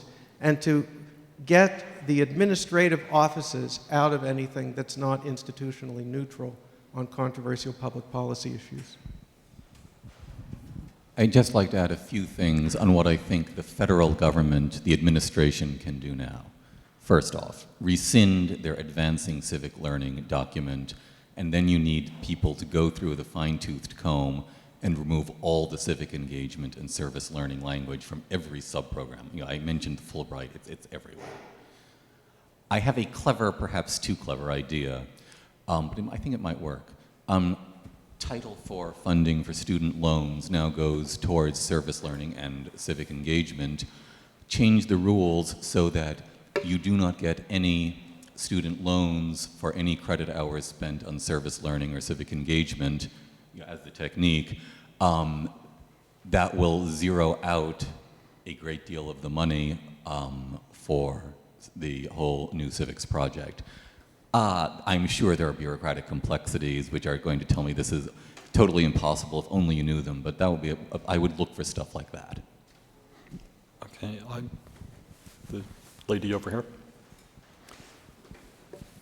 I think this will have to be the last question for general session, then we're going to eat and you can continue talking and asking questions and harassing the panelists. Final question, that's a lot of pressure. Hi, my name's Rachel. Thank you all for your wonderful report. I haven't had time to digest it all, but I will take the time to do that. So my question, for the past 10 years, I've been an educator in classical schools, great book schools, working with middle school, high school, and early college age students. And I want to take a moment and ask a question that I see as an implicit understanding in the document, and kind of be an advocate for the students for a moment. It seems as though your report implies that the students are passive and being acted upon by administrators. And I'd like to counter by asking if instead it's a market of ideas in which the students are choosing many of these programs because they see them as meaningful and engaging efforts in civic society. And instead of looking to the methods of instruction and criticizing the methods of instruction, we could rethink our own methods of instruction as we advocate for what is now, I guess, old civics, and ask ourselves why it is the case that these programs are so enticing to the students. And I wonder if there's anywhere in the report or in your research where you addressed those kinds of questions about how to save old civics through enticing the students towards it. I suppose I should say one thing is my principle is that people who are under 18 are not fully competent to make their own decisions. This is, in point of fact, the responsibility of adults. Beyond that, I strongly suspect that it's popular with students, well, because it's fun to protest, but because it's easier. You don't actually have to study anything. You could get away with taking a hollow class. Great. I mean, hey, let's do that. I do think that's a remarkably large portion of it. As for how to allure, I think a good teacher can make any form of education be good and excellent. You have to be enthusiastic and motivated and love your subject. And you know, look, some people are enthusiastic and still terrible teachers. But still, I mean, I do history. If you read the traditional Jesuit education of the 17th century, it was intensely competitive. Everybody was formed into different teams. There's none of this cooperation and collaboration bunkum. It was, you know, we're going to beat you, and we're going to be better than you, and we're going to become the best scholars of Latin and Greek imaginable, even though, frankly, most of the students then were still sort of interested in going out and playing in their equivalent of recess. But still, the point is, it's a completely different system from what we have now. And the enthusiasm of the teachers inspired the students. I think that we can inspire, if we love the traditional civics, we will, if we love the traditional classic learning, we will inspire the students to that. I want to jump in on this one. Of course, the National Association of Scholars spends most of its effort on higher education. We are interested in what goes on before students get to college. But we're less well informed on that. The subject has come up, I think, most directly when we did our massive study 2 years ago of the sustainability movement and the prepping of students as early as kindergarten for a sort of utopian view of what can be done with the world. Your parents are to blame for everything. You start out watching the little film strip of the story of Stuff that shows how the whole Industrial Revolution was a giant mistake. If you spend the first 13 years of a child's education informing them that the world could be perfect, but adults have done this horrible thing to it, by the time they get to college, getting them interested in the sustainability movement is a snap of the fingers. There's nothing standing in the way of it. They've heard nothing whatsoever on the other side of these issues. They know that carbon dioxide is a poisonous gas, although it's not. It's less than 1% of the atmosphere. They think we're suffocating in it. The bad science, the bad ideology has been instilled for years on end.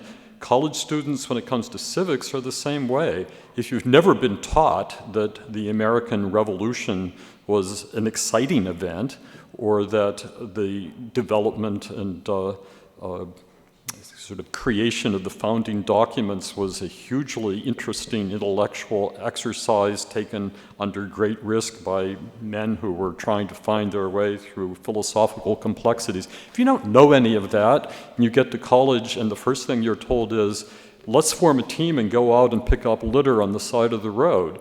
And we'll all get jolly together, and from that we'll learn to go and teach other people how to pick up litter on the side of the road. It's a different animal altogether.